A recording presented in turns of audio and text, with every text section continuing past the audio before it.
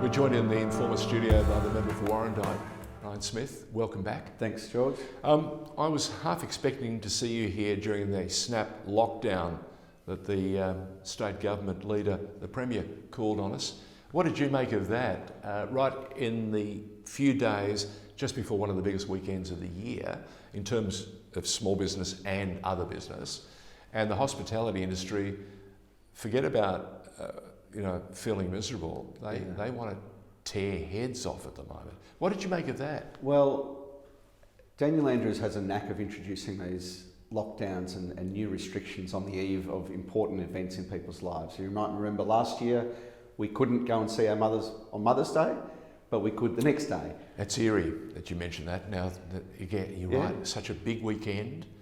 May well have to do that. His mother may have said to him, darling, we don't need you here this weekend. But you're right. But also, and then we move on to New Year's Eve, where people over the border are being told, 10, 12 hours before the lockdown, if they don't get home before the bell tolls at midnight, then they're going to be stuck in quarantine for 2 weeks. So we had this unseemly procession of people trying to get out of New South Wales as quickly as possible, driving in all manners unsafely. Correct. And then we move forward to this current one, Valentine's Day. Now, I was in one of my local restaurants that day, just as the announcement came through. I was there for lunch.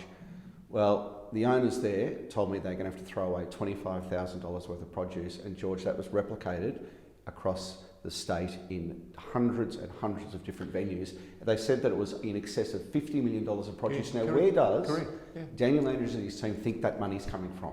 Does he think it's not lost revenue? No. This is actual money that's been paid for by hard-working Victorian business owners.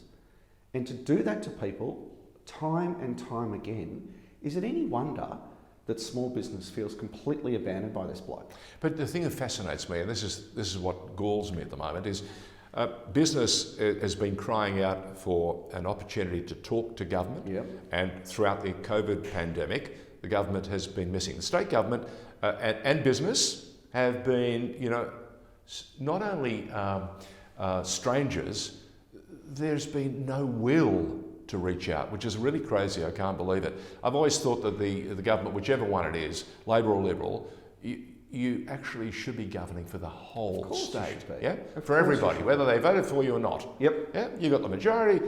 Democracy works. You've got the reins that run the state. Show us that you can do the best possible job. Now, a huge part of the state is all those small businesses. 600,000 of them. That reach out there and they do a tremendous job and a living for all the mums and dads and everybody else that is involved. And yet, government doesn't want to talk to them. Is it because there are too many voices and they can't actually pull them all together and say, okay, you're the board or you're the union and I can address, and speak to you in a very normal way? Is it just that there are too many different faces and they can't get their head around it? Look, I think it's different. I think I've spoken to you about this in other opportunities that I've had here. Daniel Andrews is unlike any political leader I've ever seen. Shrewd as a cat. Before. He doesn't care to invest time and energy in those that he perceives won't vote for him. And business owners, in his mind, are not people that he has to pander to. We've got public servants sitting at home for the best part of a year who haven't missed a paycheck. A lot of them hardworking, don't get me wrong, I'm not having criticism of public servants, but the people that our leader surrounds himself with have no idea of the importance of getting that money in every week, of putting food on the table, of investing in themselves. I have no more admiration for anyone than those who back themselves and open up a business. Time and time again. They don't need this government when just across the border in New South Wales or South Australia, you go there, it's business as usual. They have their outbreaks, but they manage them. And this lockdown, to me, demonstrated very, very clearly, notwithstanding the complete disregard of the effects on business, demonstrated to me that this government has no confidence in their ability to track and trace outbreaks. How else do you explain a couple of outbreaks in Melbourne and shutting down Portland, Mildura and Mallacoota? How do you explain it? I can't explain it. People say to me they're doing a marvellous job, they're protecting the state, they've shielded us from the sorts of numbers and out of control contagion that we're seeing in Britain and we're seeing in America. They're throwing that at us time and time again. But my response to that is, well, if that's the case, and we're going to have a Royal Commission into the Crown Casino. Why don't we have a proper Royal Commission into the 800 plus lives that were lost during the middle of the COVID crisis and what the government did or didn't do?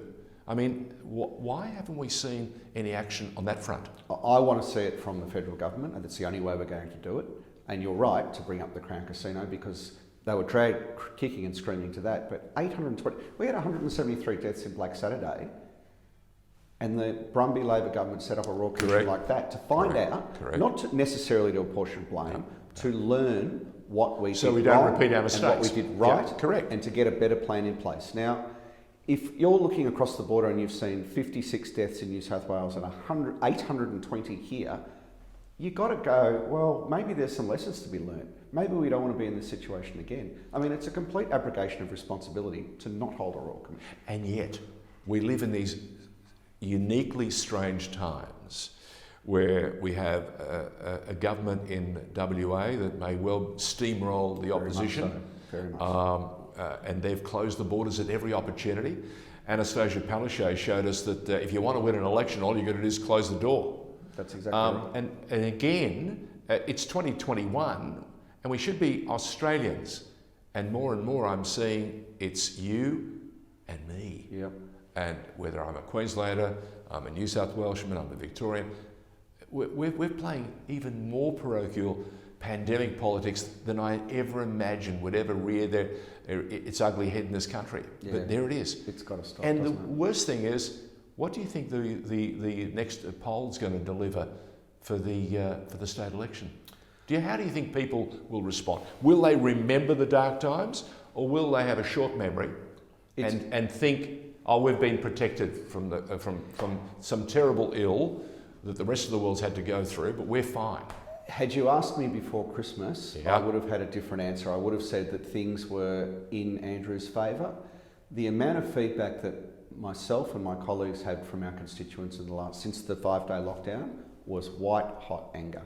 And I think what we saw at the tennis, however that was spun by various avenues of the media, when the state government was mentioned, there was an immediate and emotive outpouring of what people thought. And what I'm seeing in emails, what I'm hearing from my constituents, I had breakfast with some of them this morning, they are very angry at this man. And they're angry because the guy's had a year to get things better, to get things organised, to get things in train to protect people. And that 5-day lockdown showed us he didn't have a clue. So what do you have to do as a party to actually make a better impression on the citizens of Victoria so that come election time, you have a solid plank and a great story to tell? Because at the moment, it's like, very quiet. Yep.